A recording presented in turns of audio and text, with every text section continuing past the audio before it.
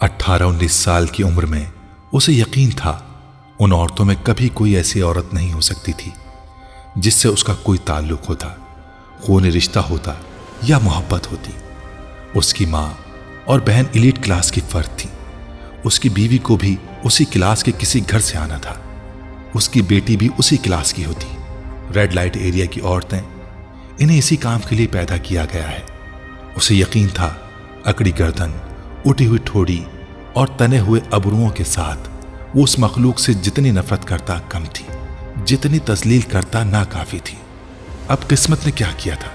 7 पर्दों में रहने वाली उस औरत को, जिसके जिस्म पर वो किसी की उंगली के लम्स तक को बर्दाश्त नहीं कर सकता था, उसे इस बाजार में फेंक दिया गया था। उससे चंद कदम आगे वो शख्स चल रहा था जो उसका ग्राहक था। सालार सिकंदर जबान खोलने के काबिल तक नहीं था। आवाज बुलंद नहीं कर सकता था, शिकवा नहीं कर सकता था। वो किसी से क्या कहता? क्या वो अल्लाह से कह सकता था कि उसके साथ ऐसा क्यों हुआ? आखिर उसने ऐसा क्या किया था? उसने अपने होंठ भींच लिए थे। उसकी कपकपाहट को कैसे रोकता? उन गलियों में आने वाला कोई शख्स कभी दावे के साथ ये कह सकता है कि उसके अपने घर, अपने खानदान की औरत कभी इस बाजार में नहीं आएगी? किसी दूसरे मर्द की जेब में पड़े हुए नोटों के एवज बिक सकेगी? नहीं। माँ, बहन या बीवी, बेटी, पोती, नवासी, आने वाली नस्लों में से कोई। सालार सिकंदर की जबान हलक से खींच ली गई थी। इमामा हाशिम उसकी बीवी थी, उसकी मनकूहा, एलीट क्लास की वो औरत जिसका इस बाजार से कभी वास्ता नहीं पड़ता। सालार सिकंदर ने एक बार फिर खुद को मार्गला की पहाड़ियों पर रात की तारीकी में दरख्त के साथ बंधा पाया। बेबसी की इंतहा थी।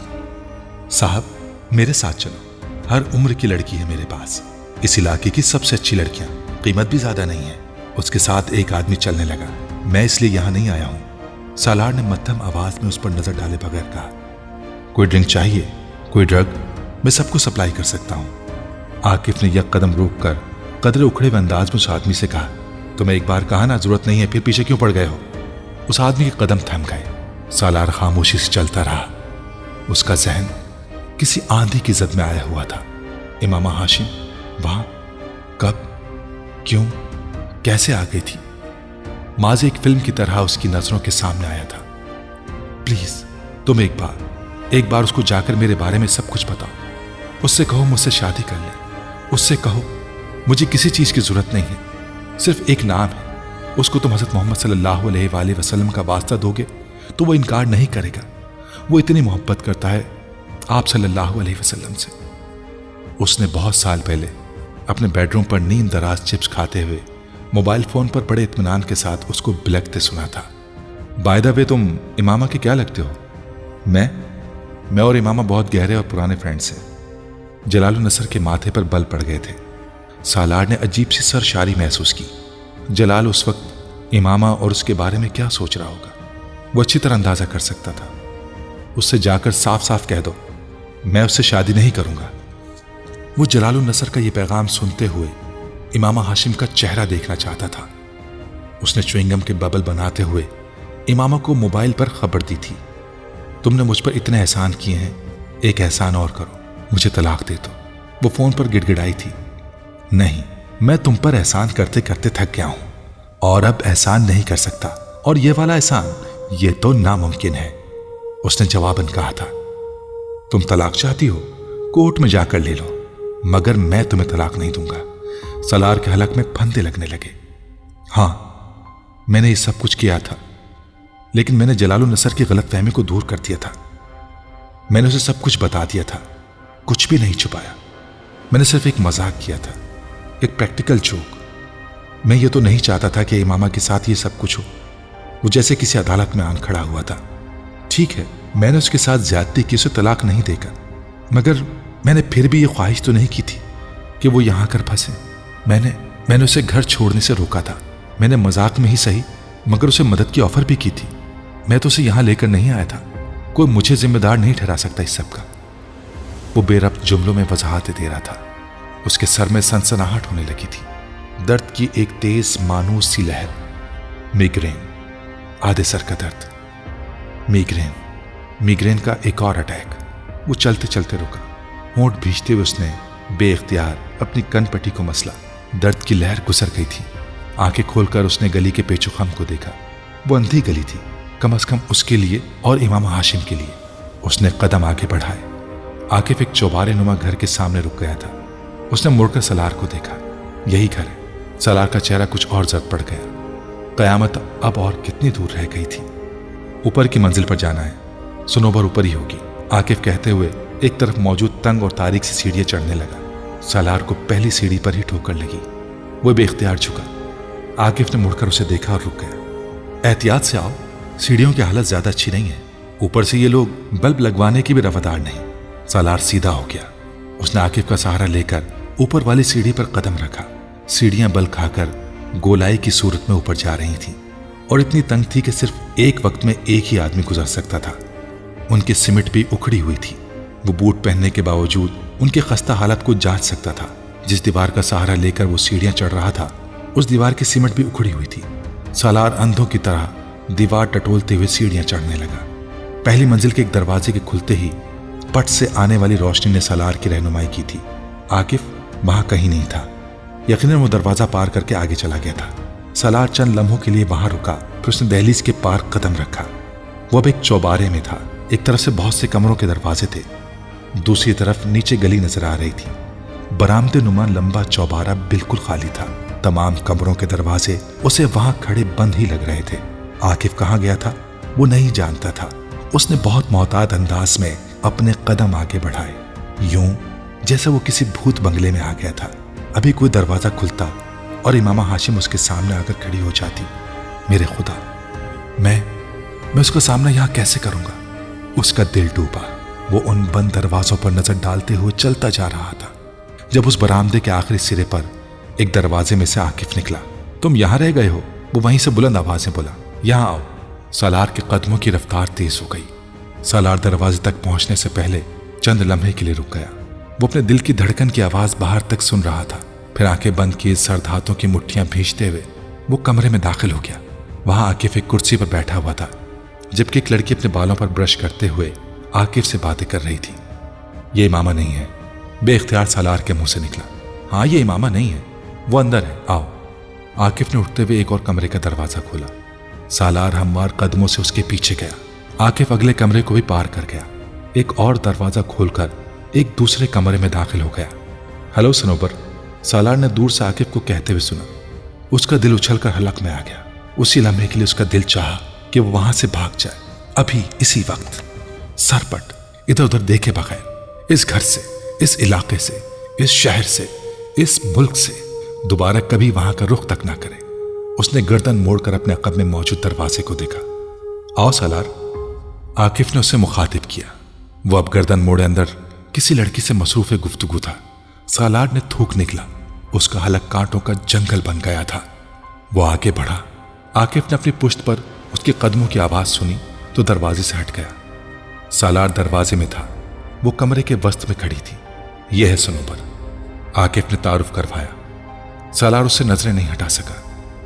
वो भी उस पर नजरें जमाए हुए थी। इमामा, वो बेहिस हरकत उसे देखता हुआ बड़बड़ाया। हाँ इमामा, आकिफ ने तस्दीक की। सालार घुटनों के बल जमीन पर गिर पड़ा। आकिफ घबरा गया। क्या हुआ? वो दोनों हाथों से अपना सर पकड़ते हुए सजदों में था। वो तवाइफ के कोठे पर सजदे करने वाला पहला मर्द था। आकिफ पंजों के बल बैठा उसे कंधे से पकड़कर हिला रहा था। सालार सजदों में बच्चों की तरह रो रहा था। पानी, पानी लाओ। सनोबर घबराते हुए तेजी से बेडरूम के सिरहाने पड़े जग और गिलास की तरफ गई और गिलास लेकर सालार के पास आकर खड़ी हो गई। सालार साहब, आप पानी पिए। सालार एक झटके से उठ बैठा, यूं जैसे उसे करंट लगा हो। उसका चेहरा आंसुओं से भीगा हुआ था। कुछ कहे बगैर उसने अपनी जींस की जेब से वॉलेट निकाला और पागलों की तरह उसमें से करेंसी नोट निकालकर सनोबर के सामने रखता गया। उसने वॉलेट चंद सेकंड में खाली कर दिया था। उसमें क्रेडिट कार्ड्स के अलावा कुछ भी नहीं बचा था। फिर वो कुछ कहे बगैर उठ खड़ा हुआ और उल्टे कदमों दरवाजे की दहलीज को ठोकर लगाता हुआ बाहर निकल गया। आकिफ हक्का बक्का उसके पीछे आया। सालार, क्या हुआ है? कहां जा रहे हो? उसने सालार को कंधे से पकड़कर रोकने की कोशिश की। सालार वहशत ज़दा उससे अपने आप को छुड़ाने लगा। छोड़ो मुझे, हाथ न लगाओ, मुझे जाने दो। वो बुलंद आवाज में रोते हुए हिज़यानी अंदाज में चिल्लाया। इमामा से मिलना था तुम्हें? आकिफ ने उसे याद दिलाया, ये इमामा नहीं है, ये नहीं है इमामा हाशिम, मगर मेरे साथ जाना है तुम्हें। मैं चला जाऊंगा, मुझे तुम्हारी जरूरत नहीं है। वो उल्टे कदमों कंधा छुड़ाकर भागता हुआ कमरे से निकल गया। आकिफ जेरे लब कुछ बड़बड़ाया। उसका मूड ऑफ हो गया था। मुड़कर वो सनोबर के कमरे में घुस गया, जो अभी भी हैरानी से नोटों के ढेर को देख रही थी। सीढ़ियां अब भी उसी तरह तारीक थी, मगर इस बार वो जिस जहनी हालत में था उसे किसी दीवार, किसी सहारे, किसी रोशनी की जरूरत नहीं थी। वो अंधाधुंध तारीक सीढ़ियों से नीचे भागा और बुरी तरह गिरा। अगर सीढ़ियां सीधी होती तो वो सीधा नीचे जा गिरता, मगर सीढ़ियों की गोलाई ने उसे बचा लिया था। वो अंधेरे में एक बार फिर उठा। घुटनों और टखनों में उठने वाली टीसों से बेपरवाह उसने दोबारा उसी तरह भागते हुए सीढ़ियां उतरने की कोशिश की। चंद सीढ़ियां उतरने के बाद लगाई जाने वाली छलांग ने उसे फिर जमीन बोस किया था। इस बार उसका सर भी दीवार से टकराया। वो खुशकिस्मत था, उसकी हड्डी नहीं टूटी। शायद सीढ़ियों से गिरने के बाद नीचे वाली सीढ़ियों पर आ गया था। सामने गली की रोशनी नजर आ रही थी।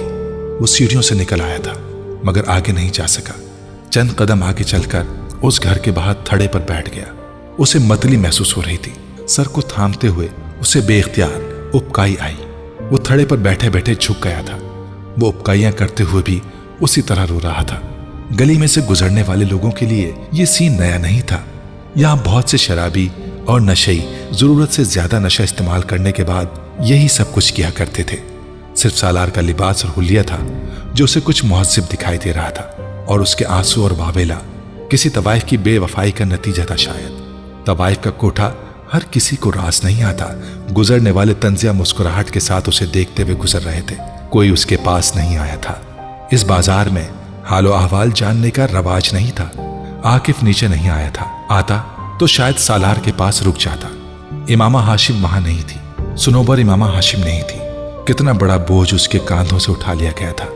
कैसी अजियत से उसे बचा लिया गया था।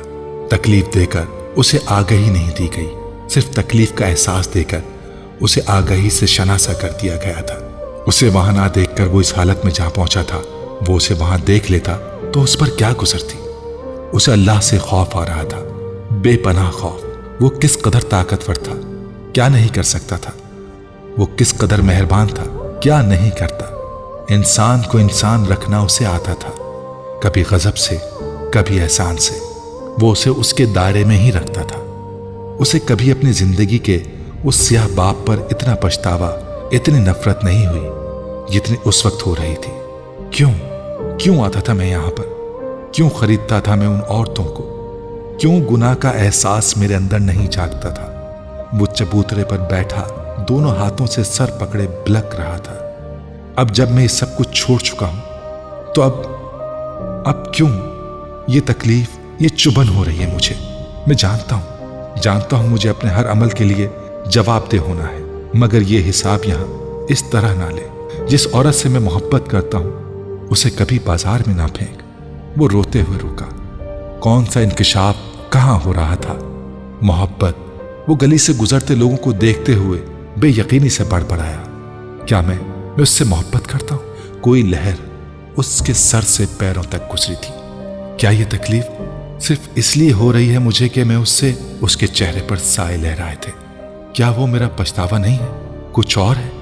उसे लगा वो वहां से कभी नहीं उठ पाएगा। तो ये पछतावा नहीं, मोहब्बत है जिसके पीछे मैं भागता फिर रहा हूं। उसे अपना जिस्म रेत का बना हुआ लगा। इमामा फांस नहीं है, रोग है। आंसू अब भी उसके गालों पर बह रहे थे, और उस बाजार में उस औरत की तलाश में उठते मेरे कदमों में लर्जिश इसलिए थी क्योंकि मैंने उसे अपने दिल के अंदर कहीं बहुत ऊंची जगह रखा था, वहां जहां खुद मैं भी उसको महसूस नहीं कर पा रहा था। चेकमेट 150 प्लस IQ लेवल का वो मर्द मुंह के बल जमीन पर गिर गया था। वो एक बार फिर फूट फूट कर रोने लगा। कौन सा जख्म था जो वहां बैठा हरा हो रहा था? कौन सी तकलीफ थी जो उसे सांस लेने नहीं दे रही थी? आईने ने उसे कहां बरहना किया था? उसे क्या याद था, क्या लिया था? वो उठकर वहां से चलने लगा, उसी तरह बिलक बिलक कर रोते हुए। उसे खुद पर काबू नहीं था। उसे पास से गुजरने वालों की नजरों की भी परवाह नहीं थी। उसे अपने वजूद से कभी जिंदगी में इतनी नफरत महसूस नहीं हुई थी जितनी उस वक्त हो रही थी। वो रेड लाइट एरिया की उस जिंदगी का सबसे सियाबाब था। ऐसा सियाबाब जिसे वो खुरच कर अपनी जिंदगी से अलहदा नहीं कर पाया था। वो एक बार फिर उसकी जिंदगी में आकर खड़ा हो गया था। कई साल पहले वहां गुजारी गई रातें अब बलाओं की तरह उसे घेरे हुई थीं। वो उनसे फरार हासिल नहीं कर पा रहा था और अब जिस खौफ ने उसे अपने हिसार में लिया था वो तो, अगर इमामा इस बाजार में आ गई होती तो सुनोबर इमामा हाशिम नहीं थी मगर कोई और। उसके सर में दर्द की एक लहर उठी। मिग्रेन अब शिद्दत इख्तियार करता चाह रहा था। उसका जहन बैठ गया था। गाड़ियों के हॉर्न और लाइट्स ने उसके दर्द को और बढ़ा दिया था। फिर उसका जहन किसी तारीकी में उतर गया था। उसने हल्का सा कहकहा लगाया, फिर कुछ कहा। एक दूसरी आवाज ने जवाबन कुछ कहा। सालार सिकंदर के आवाज आहिस्ता आहिस्ता काम करने लगे थे। मुजमहिल थकन सदा मगर आवाजों को शनाख्त करता हुआ जहन। बहुत आहिस्ता आहिस्ता उसने आंखें खोली। उसे हैरानी नहीं हुई, उसे यही होना चाहिए था। वो हॉस्पिटल या किसी क्लिनिक के कमरे में एक बेड पर था, बेहद नर्म और आरामदेह बेड। उससे कुछ फासले पर फुरकान किसी दूसरे डॉक्टर के साथ हल्की आवाज में बात कर रहा था। सालार ने गहरा सांस लिया। फुरकान और दूसरे डॉक्टर्स ने गर्दन मोड़कर बातें करते उसे देखा, फिर दोनों उसकी तरफ चले आए। सालार ने एक बार फिर आंखें बंद कर ली। आंखें खुला रखना उसके लिए मुश्किल लग रहा था। फुरकान ने पास आकर नरमी से उसके सीने को थपथपाया। कैसे हो अब सालार? सालार ने आंखें खोल दी। उसने मुस्कुराने की कोशिश नहीं की, सिर्फ चंद लम्हे खाली उस जहनी के आलम में उसे देखता रहा। फाइन, उसने कहा। दूसरा डॉक्टर उसकी नब्ज देखने में मसरूफ था। सालार ने एक बार फिर आंखें बंद कर ली। फुरकान और दूसरा डॉक्टर आपस में एक बार फिर गुफ्तगू में मसरूफ थे। उसे उस गुफ्तगू में कोई दिलचस्पी नहीं थी। उसे किसी भी चीज में कोई दिलचस्पी महसूस नहीं हो रही थी। बाकी सब कुछ वैसा ही था। एहसास जुर्म, पछतावा, Akif, Sunobar, Imama, red light area, सब कुछ वैसा ही था। उसका दिल चाहा काश वो अभी होश में ना आता। तो सालार साहब, अब कुछ तफसीलन गुफ्तगू हो जाए आपके साथ। उसने फुरकान की आवाज पर आंखें खोल दी। वो उसके बेड के बिल्कुल करीब एक स्टूल पर बैठा हुआ था। दूसरा डॉक्टर बाहर जा चुका था। सालार ने अपनी टांगों को समेटने की कोशिश की। उसके मुंह से कराह निकली। उसके टखने और घुटनों में शदीद दर्द हो रहा था। उसकी टांगों पर कंबल था। वो उन्हें नहीं देख सकता मगर उसको अंदाजा था कि उसके टखने और घुटने पर कुछ लिपटा हुआ था। वो अपने कपड़ों में भी नहीं था बल्कि मरीजों के मखसूस लिबास में था। क्या हुआ है? सालार ने बेइख्तियार कराह कर टांग सीधी करते हुए कहा। स्प्रेंड एंकल, दोनों घुटनों और काफ पर कुछ खराशें और सूजन मगर खुशकिस्मती से कोई फ्रैक्चर नहीं। बाजुओं और कोहनियों पर भी कुछ ब्रूजेस, खुशकिस्मती से फिर कोई फ्रैक्चर नहीं। सर के बाएं हिस्से में कुछ छोटा सा कट, थोड़ी सी ब्लीडिंग मगर सिटी स्कैन के मुताबिक कोई सीरियस इंजरी नहीं। सीने पर भी रगड़ की वजह से मामूली खराशें। जहां तक तुम्हारे सवाल का ताल्लुक है कि क्या हुआ है, तो ये तुम बताओ कि क्या हुआ है। फुरकान किसी माहिर डॉक्टर की तरह बात करते हुए बोला। सालार चुपचाप उसे देखता रहा। मैं पहले समझता रहा कि मिग्रेन का अटैक इतना शदीद था कि तुम बेहोश हो गए, मगर बाद में तुम्हारा चेकअप करने पर मुझे अंदाजा हुआ कि ऐसा नहीं था। क्या किसी ने हमला किया था तुम पर? वो अब संजीदा था। सालार ने गहरा सांस लेते हुए सर को झुकाया। तुम मुझ तक कैसे पहुंचे? बल्कि मैं यहां कैसे पहुंचा? मैं तुम्हारे मोबाइल पर कॉल कर रहा था और तुम्हारे बजाय किसी आदमी ने वो कॉल रिसीव की। वो उस वक्त फुटपाथ पर तुम्हारे करीब था, तुम्हें होश में लाने की कोशिश कर रहा था। उसने मुझे तुम्हारी हालत के बारे में बताया। अच्छा आदमी था। मैंने उससे कहा कि वो तुम्हें किसी टैक्सी में करीबी हॉस्पिटल ले जाए। वो ले गया, फिर मैं वहां पहुंच गया और तुम्हें यहां ले आया। अभी क्या दिक्कत है? सुबह के 6 बज रहे हैं। समीर ने तुम्हें रात को पेन किलर्स दिए, इसीलिए तुम अभी तक सो रहे थे। फुरकान को बात करते करते एहसास हुआ कि वो दिलचस्पी नहीं ले रहा। उसकी नजरों में एक अजीब सी सर्द महरी महसूस हुई थी, यूं जैसे फुरकान किसी तीसरे शख्स की हालत के बारे में बता रहा था। तुम मुझे दोबारा? सालार ने उसे खामोश होते देखकर कहना शुरू किया, फिर कदरे उलझन आमेज अंदाज में रुका, आंखें बंद की, जैसे जहन पर जोर दे रहा हो। हाँ, कोई ट्रैंकुलाइजर दे दो, मैं बहुत लंबी नींद सोना चाहता हूँ। सो जाना, मगर ये तो बताओ हुआ क्या था? कुछ नहीं, सालार ने बेजारी से कहा। माइग्रेन, और मैं फुटपाथ पर गिर पड़ा। गिरने से चोटें लग गईं। फुरकान ने उसे गौर से देखा।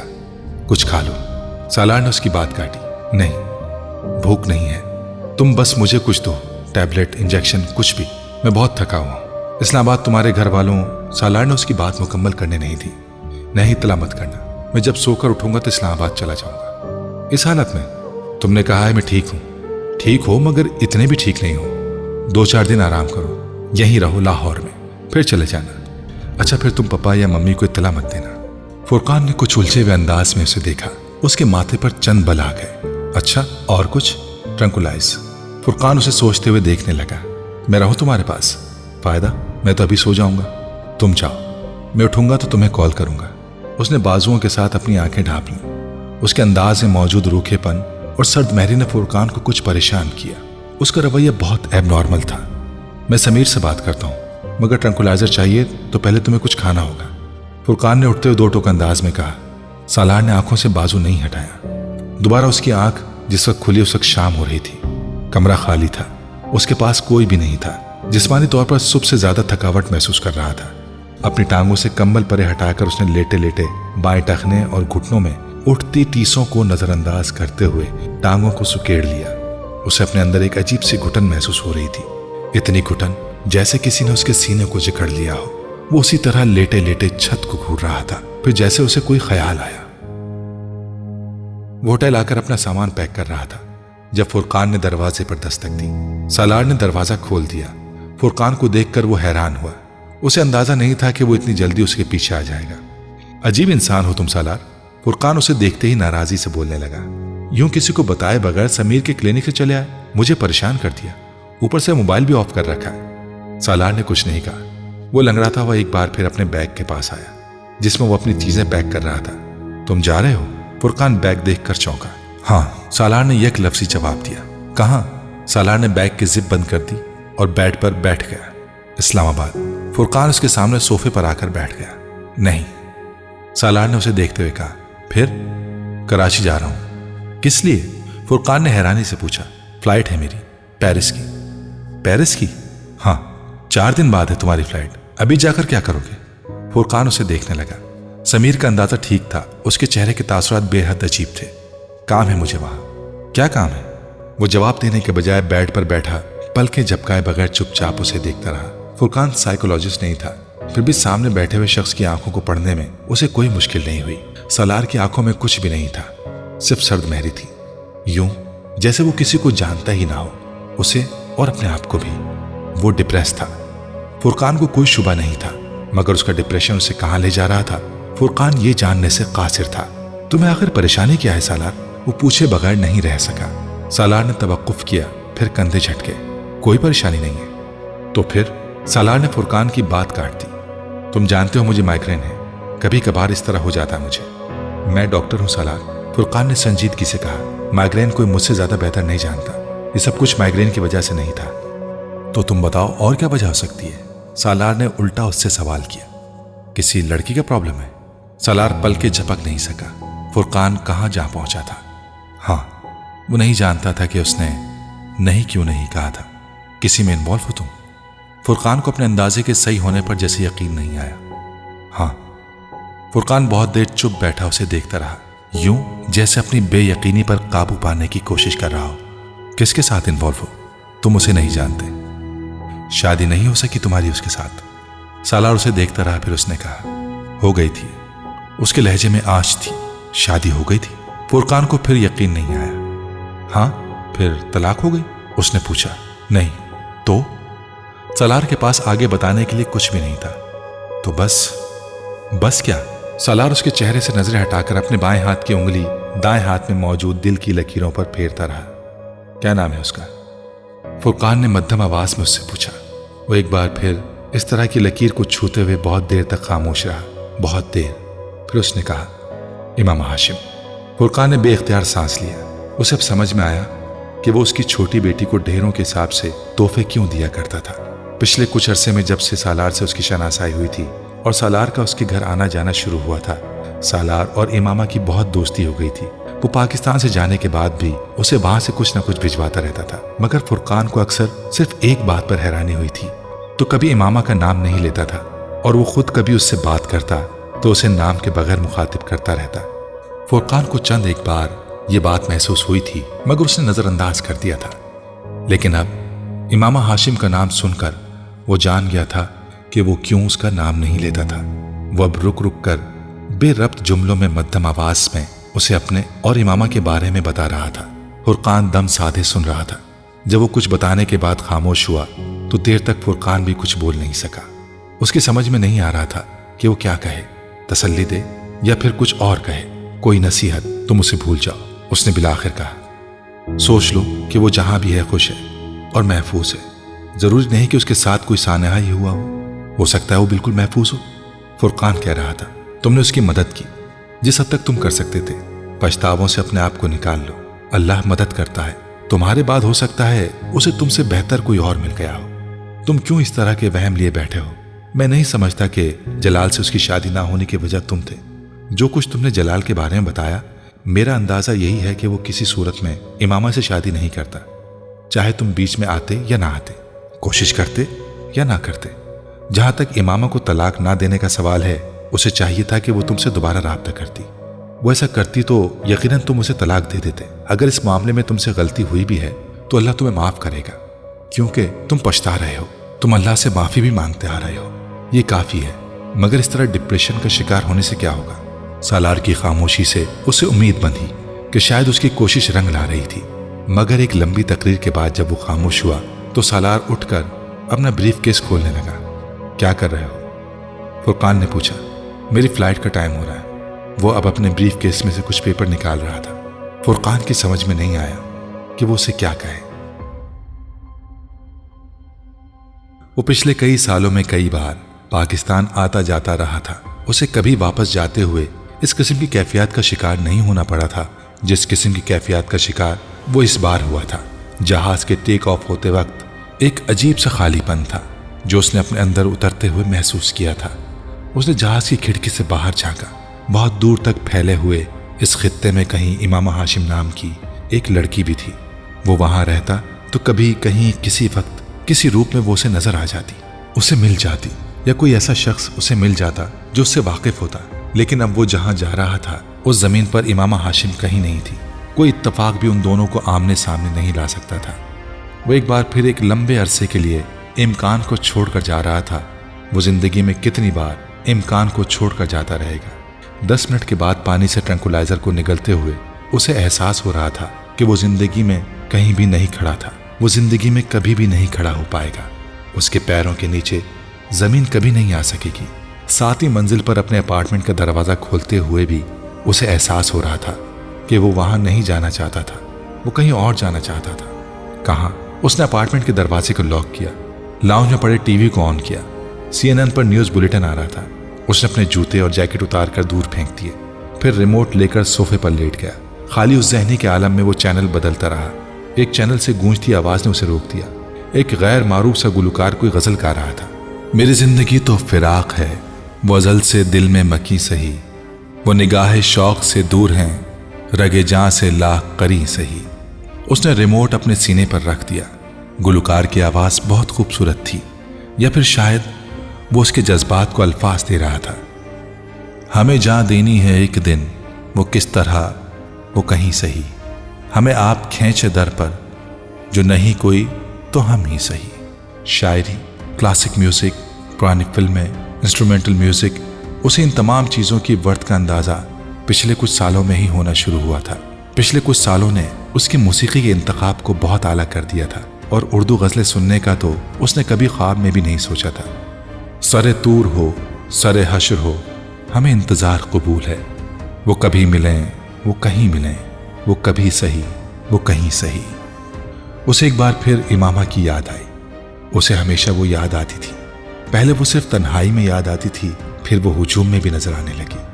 वो मोहब्बत को पछतावा समझता रहा। ना हो उन पे जो मेरा बस नहीं, कि ये आशिकी है हवस नहीं, मैं उन्हीं का था, मैं उन्हीं का हूं, वो मेरे नहीं तो नहीं सही। सालार यकदम सोफे से उठकर खिड़कियों की तरफ चला गया। 7वीं मंजिल पर खड़े वो रात को रोशनियों के ओट में देख सकता था। अजीब वहशत थी जो बाहर थी, अजीब आलम था जो अंदर था। वो जो फैसला वो सुनाइए, उसे हशर पर ना उठाइए। जो करेंगे आप सितम वहां, वो अभी सही, वो यहीं सही। वहां खड़े खिड़कियों के शीशों के पार अंधेरों में टिमटिमाती रोशनियों को देखते हुए उसने अपने अंदर उतरने की कोशिश की। मैं और किसी भी लड़की से मोहब्बत करूं, सवाल ही पैदा नहीं होता। बहुत साल पहले अक्सर कहा जाने वाला जुमला उसे याद आया। बाहर तारीकी कुछ और बढ़ी, अंदर आवाजों की बाज गश्त। उसने शिकस्त खोर्दा अंदाज में सर झुकाया। फिर चंद लम्हों बाद दोबारा सर उठाकर खिड़की से बाहर देखा। इंसान का इख्तियार कहाँ से शुरू कहाँ पर ख़त्म होता है। डिप्रेशन का एक और दौरा। वो बाहर नजर आने वाली टिमटिमाती रोशनियां भी अब बुझने लगी थी। उसे देखने की जो लौ लगी तो नसीर देख ही लेंगे हम। वो हजार आंख से दूर हो, वो हजार पर्दा नशी सही। सालार सिकंदर ने मुड़कर उसकी स्क्रीन को देखा। गुलकार लहक लहक कर बार बार आखिरी शेर दोहरा रहा था। किसी मामूल की तरह चलता हुआ वो सोफे पर आकर बैठ गया। सेंटर टेबल पर रखे हुए ब्रीफ केस को खोलकर उसने अंदर से लैपटॉप निकाल लिया। उसे देखने की जो लौ लगी तो नसीर देख ही लेंगे हम। वो हजार आंख से दूर हो, वो हजार पर्दा नशी सही। गुलकार मक्ता दोहरा रहा था। सालार की उंगलियां लैपटॉप पर बर्क रफ्तारी से हरकत करते हुए इस्तीफा लिखने में मसरूफ थी। कमरे में मौसीकी की आवाज अब डूबती जा रही थी। इस्तीफे की हर लाइन उसके वजूद पर छाए जुमूद को खत्म कर रही थी। वो जैसे किसी जादू के हिसार से बाहर आ रहा था, कोई तोड़ हो रहा था। अपने करियर की इस स्टेज पर इस तरह का अहमकाना फैसला सिर्फ तुम ही कर सकते थे। वो फोन पर सिकंदर उस्मान को खामोशी से सुन रहा था। आखिर इतने अच्छी पोस्ट को क्यों छोड़ रहे हो, और वो भी इस तरह अचानक? और चलो अगर छोड़ने का फैसला कर ही लिया है तो फिर आकर अपना बिजनेस करो। बैंक में जाने की क्या तुक बनती है? वो उसके फैसले पर बुरी तरह तनकीद कर रहे थे। मैं अब पाकिस्तान में काम करना चाहता हूँ, बस इसीलिए जॉब छोड़ दी। बिजनेस नहीं कर सकता, और बैंक की ऑफर मेरे पास बहुत अरसे से थी। वो मुझे पाकिस्तान पोस्ट करने पर तैयार है, इसीलिए मैं इसे कबूल कर रहा हूँ। उसने तमाम सवालों का जवाब इकट्ठा कर दिया। फिर बैंक को भी ज्वाइन मत करो, मेरे साथ आकर काम करो। मैं नहीं कर सकता पापा, मुझे मजबूर ना करें। तो फिर वहीं पर रहो।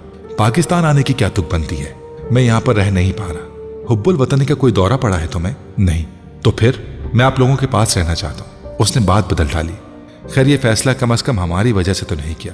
सिकंदर उस्मान का लहजा नर्म हुआ। सालार खामोश रहा। सिकंदर उस्मान भी कुछ देर खामोश रहे। फैसला तो तुम कर ही चुके हो, मैं अब इसके बारे में कुछ भी नहीं कर सकता। ठीक है, आना चाहते हो तो आ जाओ, कुछ अरसा बैंक में भी काम करके देख लो। लेकिन मेरी ख्वाहिश यही है कि तुम मेरे साथ बिजनेस को देखो। सिकंदर उस्मान ने जैसे हथियार डालते हुए कहा। तुम्हारा तो पीएचडी का भी इरादा था, उसका क्या हुआ? सिकंदर उस्मान को बात खत्म करते करते फिर याद आया। फिलहाल मैं मजीद स्टडी नहीं करना चाह रहा। हो सकता है कुछ सालों बाद पीएचडी के लिए दोबारा बाहर चला जाऊं। यह भी मुमकिन है कि पीएचडी करूं ही ना। सालार ने मध्यम आवाज में कहा। तुम उस स्कूल की वजह से आ रहे हो? सिकंदर उस्मान ने अचानक कहा। शायद। सालार ने तरदीद की। वो अगर स्कूल को उसकी वापसी की वजह समझ रहे थे तो भी कोई हर्ज नहीं था। एक बार फिर सोच लो सालार। सिकंदर कहे बगैर नहीं रह सके। बहुत कम लोगों को करियर में इस तरह का स्टार्ट मिलता है जिस तरह का तुम्हें मिला है। तुम सुन रहे हो? जी। उसने सिर्फ एक लफ्ज कहा। बाकी तुम मैच्योर हो, अपने फैसले खुद कर सकते हो। उन्होंने एक तवील कॉल के इख्तिताम पर फोन बंद करने से पहले कहा। सालार ने फोन रखने के बाद अपार्टमेंट की दीवारों पर एक नजर दौड़ाई। 18 दिन बाद उसे यह अपार्टमेंट हमेशा के लिए छोड़ देना था। पेरिस से वापसी पर उसकी जिंदगी के एक नए फेज का आगाज हुआ था। इब्तदाई तौर पर वो इस्लामाबाद में उस गैर मुल्की बैंक में काम करता रहा। फिर कुछ अरसे बाद वो उसी बैंक की एक नई ब्रांच के साथ लाहौर चला आया। उसे कराची जाने का मौका मिल रहा था, मगर उसने लाहौर का इंतखाब किया। उसे यहाँ डॉक्टर सिब्त के साथ वक्त गुजारने का मौका मिल रहा था। पाकिस्तान में उसकी मसरूफियात की नौयत तब्दील हो गई थी, मगर उनमें कमी नहीं आई थी। वो यहाँ भी दिन रात मसरूफ रहता। एक एक्सेप्शनल माहिर माशियात के तौर पर उसकी शोहरत उसके साथ साथ सफ़र कर रही थी। हुकूमती हलकों के लिए उसका नाम नया नहीं था, मगर पाकिस्तान आ जाने के बाद फाइनेंस मिनिस्ट्री मुख्तलिफ मौक़े पर अपने ज़ेर तरबियत ऑफिसर्स को दिए जाने वाले लेक्चरर्स के लिए उससे बुलवाती रहती। लेक्चर्स का सिलसिला भी उसके लिए नया नहीं था। येल में ज़ेर तालीम रहने के बाद वो वहाँ मुख्तलिफ क्लासेस को लेक्चर देता रहा था। ये सिलसिला न्यूयॉर्क मुंतकिल हो जाने के बाद भी जारी रहा, जहाँ वो कोलंबिया यूनिवर्सिटी में ह्यूमन डेवलपमेंट पर होने वाले सेमिनार्स में हिस्सा लेता रहा। बाद में उसकी तवज्जो एक बार फिर इकोनॉमिक्स की तरफ मबजूल हो गई। पाकिस्तान में बहुत जल्द वो उन सेमिनार्स के साथ इन्वॉल्व हो गया था जो IBA, लम्स और फास्ट जैसे इदारे करवा रहे थे। इकोनॉमिक्स और ह्यूमन डेवलपमेंट वाहिद मौज़ूआत थे जिन पर खामोशी इख्तियार नहीं किया करता था। वो उसके पसंदीदा मौज़ूए गुफ्तगू थे, और सेमिनार्स में उसके लेक्चर्स का फीडबैक हमेशा बहुत ज़बरदस्त रहा था। वो महीने का एक वीकेंड गांव में अपने स्कूल में गुजारा करता था, और वहां रहने के दौरान वो जिंदगी के एक नए रुख से आशनाई हासिल कर रहा था। हमने अपनी गुर्बत अपने देहात में छुपा दी है, बिल्कुल उसी तरह जिस तरह लोग मिट्टी को कारपेट के नीचे छुपा देते हैं। उस स्कूल की तामीर का आगाज करते हुए फुरकान ने एक बार उससे कहा था, और वहां गुजारे जाने वाले दिन उसे उस जुमले की हौलनाकी का एहसास दिलाते। ऐसा नहीं था कि पाकिस्तान में गुर्बत की मौजूदगी से नाआशना था। वो यूनेस्को और यूनिसेफ में काम करने के दौरान दूसरे एशियाई मुल्कों के साथ पाकिस्तान के बारे में भी बहुत सारी रिपोर्ट्स देखता रहा, मगर पाकिस्तान में गुर्बत की आखिरी हदों को भी पार कर जाने वाले लोगों को वो पहली बार ज़ाती तौर पर देख रहा था। पाकिस्तान के 10-15 बड़े शहरों से निकल जाएं तो एहसास होता है कि छोटे शहरों में रहने वाले लोग तीसरी दुनिया में नहीं 10वीं 12वीं दुनिया में रहते हैं। वहाँ तो लोगों के पास ना रोजगार है ना सहूलतें, अपनी आधी जिंदगी ख्वाहिश में गुजारते हैं और आधी हसरत में मुब्तला होकर। कौन सी अखलाकियात सिखाते हैं आप उस शख्स को जिसका दिन सूखी रोटी से शुरू होता है और फाके पर खत्म होता है। और हम लोगों की भूख मिटाने के बजाय मस्जिदों पर मस्जिद तामीर करते हैं।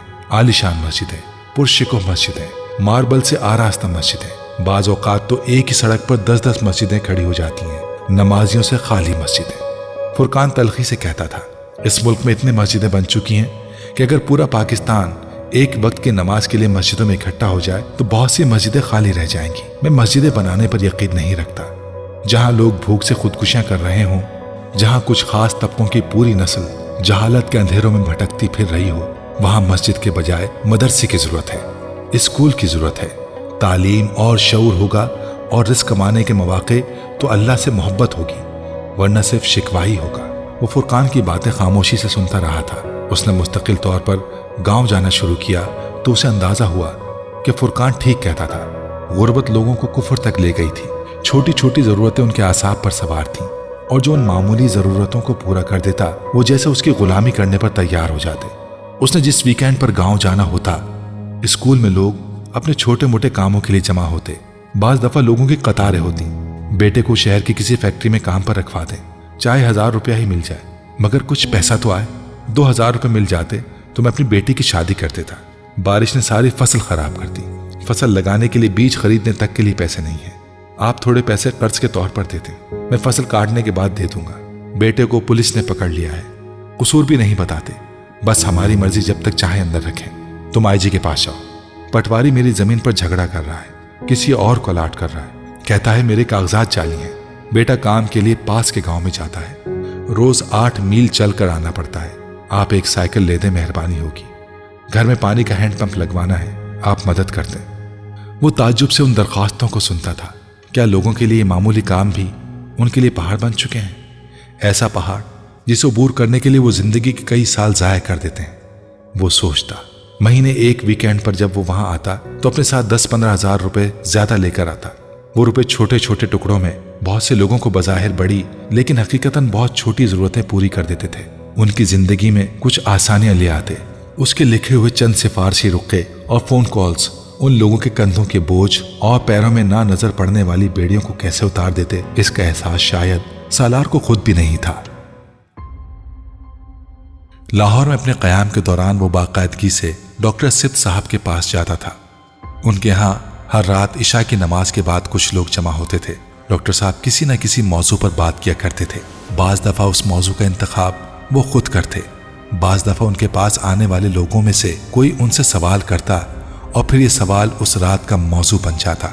आम स्कॉलर्स के बरक्स डॉक्टर सिब्त अली सिर्फ खुद नहीं बोलते थे, ना ही उन्होंने अपने पास आने वाले लोगों को सिर्फ सामे बना दिया था, बल्कि वो अक्सर अपनी बात के दौरान ही छोटे मोटे सवालात भी करते रहते और फिर उन सवालात का जवाब देने के लिए न सिर्फ लोगों की हौसला अफजाई करते बल्कि उनकी राय को भी बहुत ज्यादा अहमियत देते। उनके एतराजात को बड़े तहम्मुल और बुर्दबारी से सुनते। उनके पास आने वालों में सिर्फ सालार सिकंदर था जिसने कभी सवाल किया था, न कभी उनके सवाल का जवाब देने की कोशिश की थी। वो कभी किसी बात पर एतराज करने वालों में शामिल हुआ, न किसी बात पर राय देने वालों में। वो फुरकान के साथ आता, फुरकान ना आता तो अकेला चला आता। कमरे के आखिरी हिस्से में अपनी मखसूस जगह पर बैठ जाता, खामोशी से डॉक्टर साहब और वहां मौजूद लोगों को सुनता। बाज दफा अपने दाएं बाएं आ बैठने वाले लोगों के इस्तफसार पर अपना एक जुमला पेश करता। मैं सालार सिकंदर हूँ, एक बैंक में काम करता हूँ। वो जब तक अमेरिका में रहा तब हर हफ्ते एक बार वहां से डॉक्टर सिब्त अली को फोन करता रहा, मगर फोन पर डॉक्टर साहब के साथ होने वाली गुफ्तगू बहुत मुख्तसर और एक ही नौयत की होती। वो कॉल करता डॉक्टर साहब रिसीव करते और एक ही सवाल करते। वो पहली बार उस सवाल पर तब चौंका था जब वो पाकिस्तान से चंद दिन पहले अमेरिका आया था और डॉक्टर साहब उसकी वापसी का पूछ रहे थे। उसे ताज्जुब हुआ था। अभी तो नहीं, उसने कुछ ना समझते हुए कहा था। बाद में वो सवाल उसे कुछ अजीब नहीं लगा, क्योंकि वो लाशऊरी तौर पर जान गया था कि वो क्या पूछ रहे थे। आखिरी बार उन्होंने वो सवाल उससे तब किया था जब वो इमामा की तलाश में रेड लाइट एरिया में पहुंचा था। पेरिस वापस पहुंचने के एक हफ्ते बाद उसने हमेशा की तरह उन्हें कॉल किया था। हमेशा जैसी गुफ्तगू के बाद गुफ्तगू उसी सवाल पर आ पहुंची थी। वापस पाकिस्तान कब आ रहे हैं? बेख्तियार सालार का दिल भर आया। उसे खुद को कंपोज करने में कुछ देर लगी। अगले माह आ जाऊंगा। मैं रिजाइन कर रहा हूं। वापस आकर पाकिस्तान में ही काम करूंगा। फिर ठीक है, आपसे अगले माह मुलाकात होगी, डॉक्टर साहब ने तब कहा था। दुआ कीजिएगा। सालार आखिर में कहता, करूंगा, कुछ और कुछ नहीं। अल्लाह हाफिज। वो कहता, अल्लाह हाफिज। वो जवाब देते। गुफ्तगू का ये सिलसिला पाकिस्तान आने तक जारी रहा। जब वो उनके पास बाकायदगी से जाने लगा तो ये सिलसिला खत्म हो गया। लाहौर आने के बाद वो बाकायदगी से उनके पास जाने लगा था। उसे उनके पास सुकून मिलता था। सिर्फ उनके पास गुजरा हुआ वक्त ऐसा होता था जब वो कुछ देर के लिए मुकम्मल तौर पर अपने डिप्रेशन से आज़ादी हासिल कर लेता था। बाज़ दफ़ा उनके पास खामोश बैठे बैठे बेख्तियार उसका दिल चाहता वो उनके सामने वो सब कुछ उगलते जिसे वो इतने सालों से अपने अंदर जहर की तरह भरे फिर रहा था। पछतावा, एहसास जुर्म, बेचैनी, बेबसी, शर्मिंदगी, निदामत, हर चीज़। फिर उसे खौफ पैदा होता डॉक्टर सिब्तैली उसको पता नहीं कि नज़रों से देखेंगे। उसकी हिम्मत दम तोड़ जाती। डॉक्टर सिब्तैली इब्हाम को दूर करने में कमाल रखते थे। वो उनके पास खामोश बैठा रहता, सिर्फ सुनता, सिर्फ समझता, सिर्फ नतीजा खस करता। कोई धुन थी जो छट रही थी, कोई चीज थी जो उसे नजर आने लगी थी। जिन सवालों को वो कई सालों से सर पर बोझ की सूरत में लिए फिर रहा था, उनके पास उनके जवाब थे। इस्लाम को समझकर सीखें तो आपको पता चलेगा कि उसमें कितनी वुसअत है। ये तंग नजरी और तंग दिली का दीन नहीं है, ना ही इन दोनों चीजों की इसमें गुंजाइश है। ये मैं से शुरू होकर हम पर जाता है, फर्द से मुआशरे तक। इस्लाम आपसे ये नहीं कहता कि आप 24 घंटे सर पर टोपी, हाथ में तस्बीह, हर जगह मुसल्ला बिछाए बैठे रहें, हर बात में इसके हवाले देते रहें। नहीं, ये तो आपकी जिंदगी से, आपकी अपनी जिंदगी से हवाला चाहता है। ये तो आपसे रास्तबाजी और पारसाई का मुतालबा करता है, दियानतदारी और लगन चाहता है, इखलास और इस्तिकामत मांगता है। एक अच्छा मुसलमान मांगता है। एक अच्छा मुसलमान अपनी बातों से नहीं, अपने किरदार से दूसरों को मुतासिर करता है। सालार उनकी बातों के एक छोटे से रिकॉर्डर में रिकॉर्ड कर लेता, फिर घर आकर भी सुनता रहता। उसे एक रहबर की तलाश थी। डॉक्टर सिब्तैली की सूरत में उसे वो रहबर मिल गया था। सालार आओ, अब आ भी जाओ, कितने मिन्नतें कराओगे? अनीता ने उसका बाजू खींचते हुए नाराजगी से कहा। वो अम्मार की शादी में शिरकत के लिए इस्लामाबाद आया हुआ था, 3 दिन की छुट्टी लेकर। हालांकि उसके घर वालों का इसरार था कि वो 1 हफ्ते के लिए आए। शादी की तकरीब कई दिन पहले शुरू हो चुकी थी। वो उन तकरीबात की अहमियत और नौयत से वाकिफ था, इसीलिए घर वालों के इसरार के बावजूद 3 दिन की रुख्सत लेकर आया और अब वो अम्मार की मेहंदी के फंक्शन में शिरकत कर रहा था, जो अम्मार और उसके ससुराल वाले मिलकर कर रहे थे। अम्मार और असरा दोनों के अजीज व अकारिब और दोस्त मुख्तलिफ फिल्मी और पॉप गानों पर रक्स करने में मसरूफ थे। एक तरफ तूफान बदतमीजी था जो वहां बरपा था। स्लीवलेस शर्ट्स, खुले गले, जिस्म के साथ चिपके हुए कपड़े, बारीक मलबूसात, सिल्क और शेफून की साड़ियां, नेट के ब्लाउजेस। उसकी फैमिली की औरतें भी दूसरी औरतों की तरह उसी तरह के मलबूसात पहने हुए थीं। मिक्स्ड गैदरिंग थी और वो तकरीब शुरू होने पर उस हंगामे से काफी दूर कुछ ऐसे लोगों के पास बैठा हुआ था जो कॉरपोरेट या बैंकिंग सेक्टर से ताल्लुक रखते थे और सिकंदर या उसके अपने भाइयों के शनासा थे। मगर फिर मेहंदी के रसूमात का आगाज होने लगा और अनीता उसे स्टेज की तरफ ले गई। असरा और अम्मार बेतकल्लुफी से स्टेज पर बैठे बातें कर रहे थे। वो पहली बार असरा से मिल रहा था। अम्मार ने उसका और असरा का तारुफ करवाया। मेहंदी के रसूमात के बाद उसने वहां से जाने की कोशिश की, मगर कामरान और तैयबा ने उसे जबरदस्ती रोक लिया। भाई की मेहंदी हो रही है और तुम इस तरह कोने में बैठे हो? तैयबा ने उसे डांटा था। तुम्हें यहां होना चाहिए। वो उनके कहने पर वहीं कामरान और उसकी बीवी के साथ खड़ा हो गया। उसके एक कजन ने एक बार फिर दुपट्टा उसके गले में डालने की कोशिश की जो वो सब डाले हुए थे।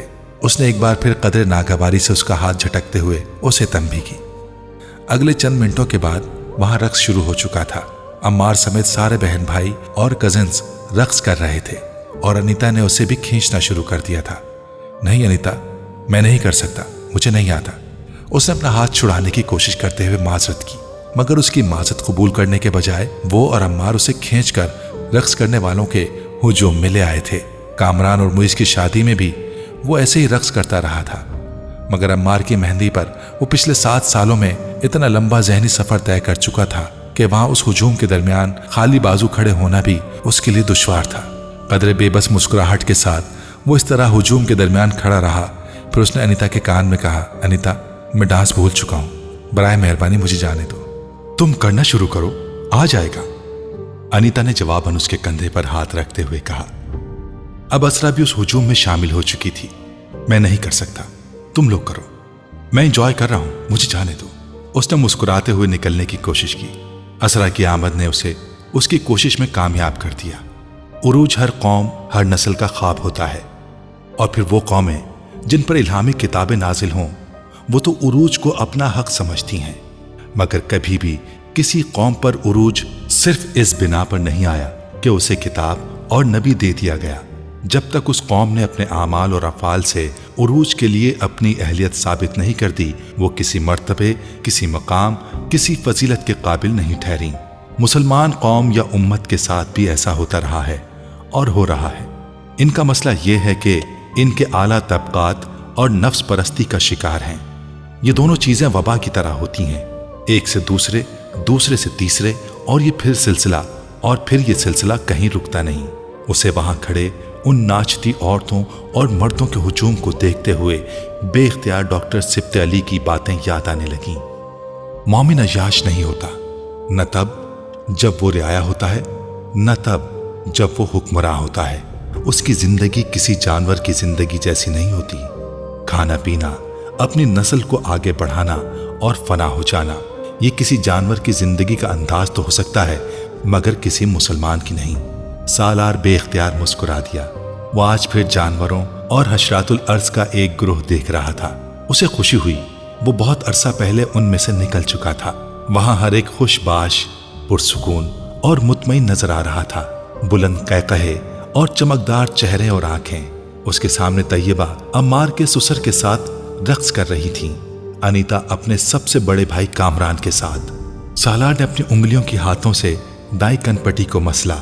शायद ये तेज म्यूजिक था, या फिर उस वक्त उसका जहनी इस्तराब उस अपनी कनपट्टी में हल्की सी दर्द की लहर गुजरती हुई महसूस हुई। अपने ग्लासेस उतार कर उसने बाएं हाथ से अपनी दोनों आंखें मसलीं। दोबारा ग्लासेस आंखों पर लगाते हुए उसने मुड़कर रास्ता तलाश करने की कोशिश की। कुछ जिद्दोजहद के बाद वो अपनी जगह छोड़ते हुए उस दायरे से निकलने में कामयाब हो गया। उसे बखुशी रास्ता दे दिया गया। किधर जा रहे हो? बेहंगम शोर में तैयबा ने बुलंद आवाज में जाने से पहले उसका बाजू पकड़कर पूछा था। वो भी रक्स करते करते थक कर उसके पास खड़ी हुई थी। उनका सांस फूला हुआ था। मम्मी, मैं अभी आता हूं, नमाज पढ़कर। आज रहने दो। सालार मुस्कुराया, मगर उसने जवाब में कुछ नहीं कहा, बल्कि नफी में सर हिलाते हुए नरमी से उनका हाथ अपने बाजू से हटाया। वो अब बाहर निकलने की तागदो कर रहा था। ये कभी नॉर्मल नहीं हो सकता। जिंदगी को एंजॉय करना भी आर्ट है, और यह आर्ट इस बेवकूफ को कभी नहीं आएगा। उन्होंने अपने तीसरे बेटे की पुश्त को देखते कदरे अफसोस से सोचा। सालार ने उस हुजूम से निकलकर बेइख्तियार सुकून की सांस ली थी। वो जिस वक्त नमाज पढ़ने के लिए अपने घर के गेट से बाहर निकल रहा था, सिंगर उस वक्त गाने में मसरूफ था। उस वक्त मस्जिद की तरफ जाने वाला वो अकेला था। शायद गाड़ियों की लंबी कतारों के दरमियान से सड़क पर चलते हुए वो मुसलसल डॉक्टर सिब्ते अली के बारे में सोच रहा था। वो सैकड़ों के उस मजमे के बारे में भी सोच रहा था जो उसके घर नाच गाने में मसरूफ थे। मस्जिद में कुल 14 लोगों ने बाजमात नमाज अदा की थी। पाकिस्तान आने के बाद वो इस्लामाबाद अपनी पोस्टिंग के दौरान वो सिकंदर उस्मान के घर पर ही रहता रहा।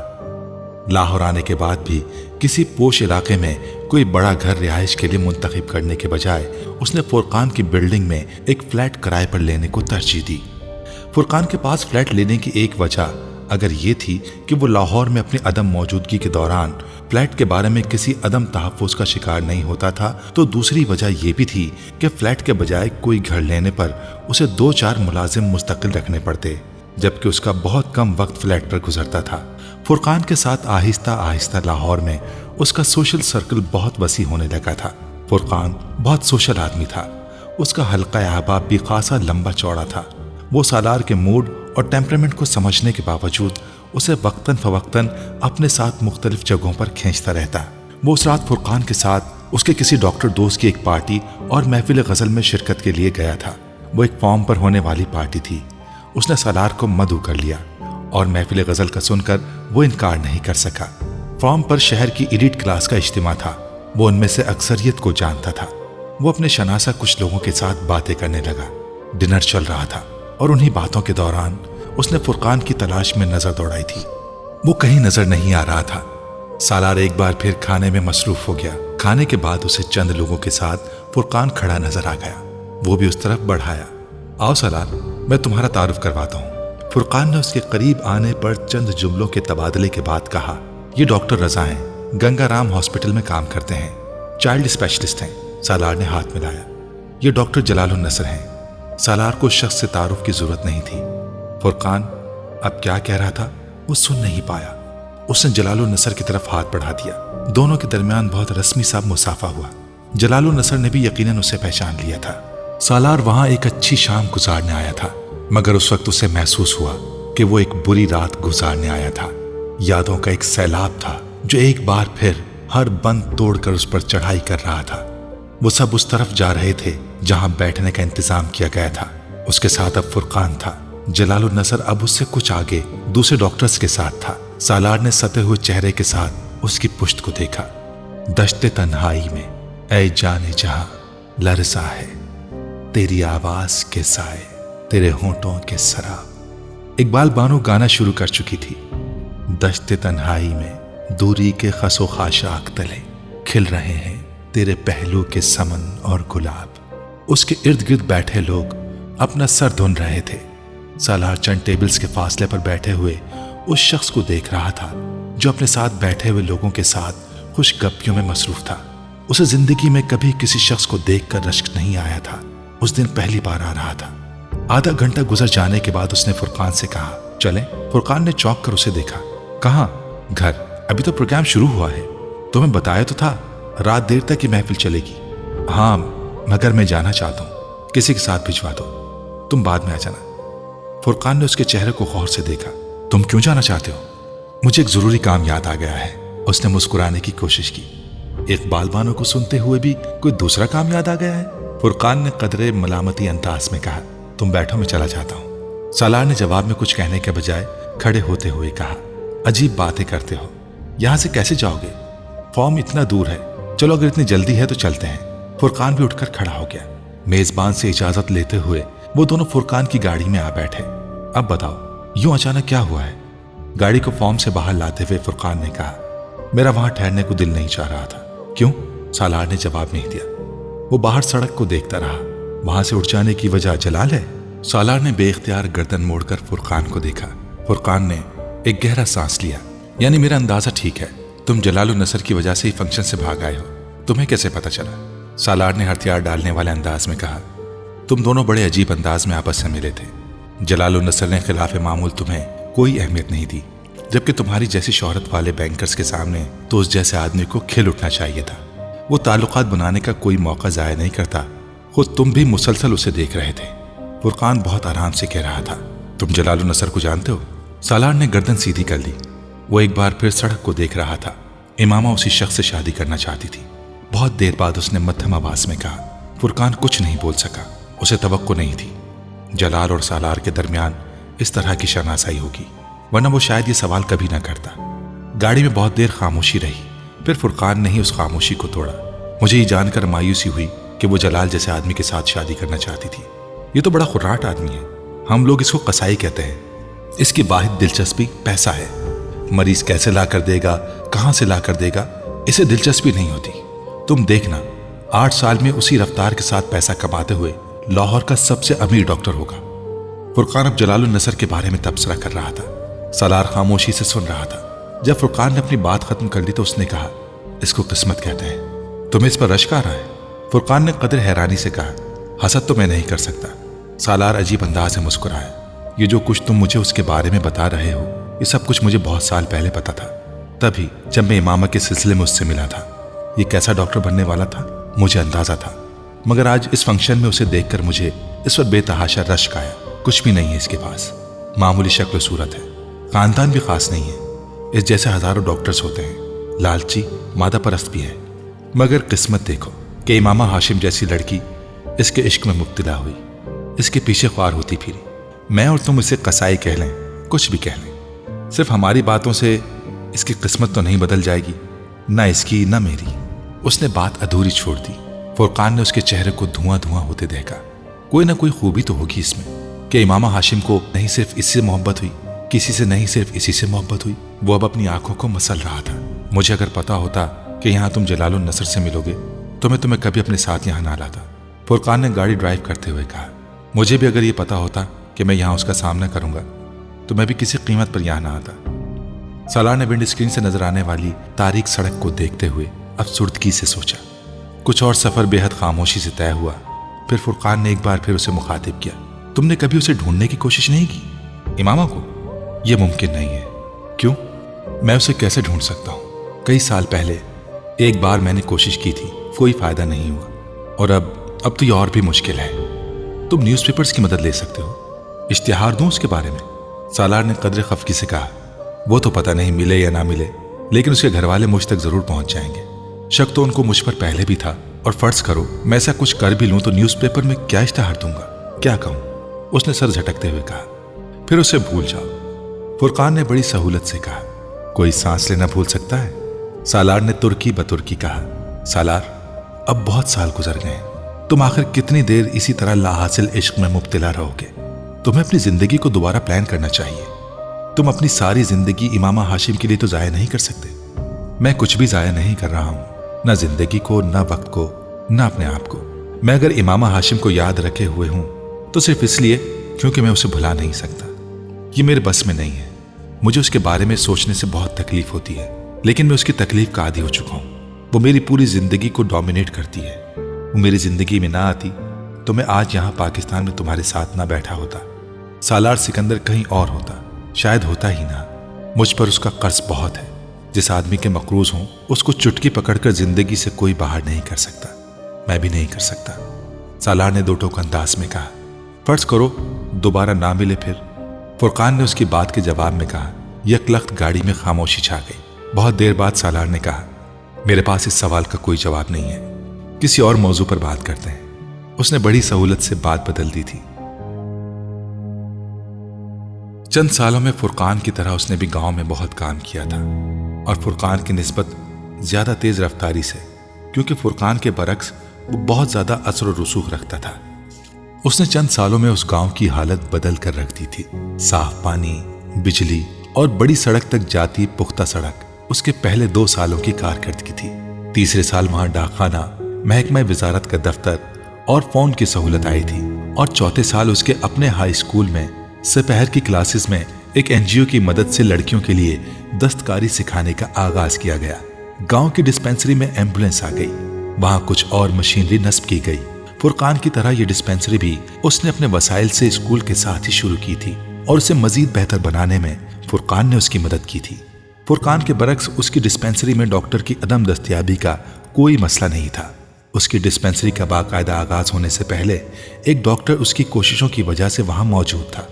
स्कूल पर होने वाले तमाम अखराजात तकरीबन उसी के थे, लेकिन डिस्पेंसरी को कायम करने और उसे चलाने के लिए होने वाले अखराजात उससे कुछ दोस्त बर्दाश्त कर रहे थे। यूनिसेफ में काम के दौरान बनाए हुए कॉन्टैक्ट और दोस्तियां अब उसके काम आ रही थीं, और वो उन्हें इस्तेमाल कर रहा था। वो यूनिसेफ और यूनेस्को में अपने बहुत से दोस्तों को पाकिस्तान आने पर वहां ला चुका था। वो अब वहां वोकेशनल ट्रेनिंग की प्लानिंग करने में मसरूफ था, मगर चौथे साल में सिर्फ यही कुछ नहीं हुआ था, कुछ और भी हुआ था। सिकंदर उस्मान उस दिन दोपहर के करीब इस्लामाबाद से आते हुए गाड़ी का टायर पंक्चर होने पर सड़क पर रुक गए थे। ड्राइवर टायर बदलने लगा और वो सड़क के अतराफ नजरें दौड़ाने लगे। तब उनकी नजर एक साइन बोर्ड पर पड़ी। वहां लिखे हुए गांव के नाम ने उनकी तवज्जो अपनी जाने मबसूल कर ली। सालार सिकंदर के हवाले से वो नाम उनके लिए आशना नहीं था। ड्राइवर जब टायर बदलकर वापस ड्राइविंग सीट पर आकर बैठा तो सिकंदर उस्मान ने कहा, इस गांव में चलो। उन्हें अचानक ही तजस्सुस पैदा हुआ उस स्कूल के बारे में जो सालार सिकंदर पिछले कई सालों से वहां चला रहा था। पक्की सड़क पर तेज रफ्तारी से गाड़ी चलाते हुए 10 मिनट में वो गांव के अंदर मौजूद थे। आबादी शुरू हो चुकी थी, कुछ कच्ची पक्की दुकानें नजर आने लगी थीं। शायद ये गांव का कमर्शियल एरिया था। यहाँ नीचे उतरकर किसी से पूछो कि सालार सिकंदर का स्कूल कहाँ है। सिकंदर उस्मान ने ड्राइवर को हिदायत कर दी। उस वक्त उन्हें याद आया था कि उसने कभी उनके सामने स्कूल का नाम नहीं लिया था और जहां उनकी गाड़ी मौजूद थी वहां आसपास किसी स्कूल के आसार नजर नहीं आ रहे थे। गांव के लोगों के लिए चंद साल पहले सिकंदर उस्मान की गाड़ी बेहद इश्तियाक ये तजस्सुस का बाइस बनती, मगर पिछले कुछ सालों में सालार और फुरकान की वजह से वहां वक्तन फवक्तन गाड़ियों की आमदोरफ्त होती रहती थी। ये पहले की तरह उनके लिए ताज्जुब खेज नहीं रही थी, मगर वो गाड़ी वहां से हमेशा की तरह गुजरने के बजाय जब वहीं खड़ी हो गई तो यकदम लोगों में तजस्सुस पैदा हुआ। सिकंदर उस्मान की हिदायत पर ड्राइवर नीचे उतरकर पास की एक दुकान की तरफ गया और वहां बैठे चंद लोगों से स्कूल के बारे में पूछने लगा। यहाँ सालार सिकंदर साहब का कोई स्कूल है? अलग सलेक के बाद उसने पूछा।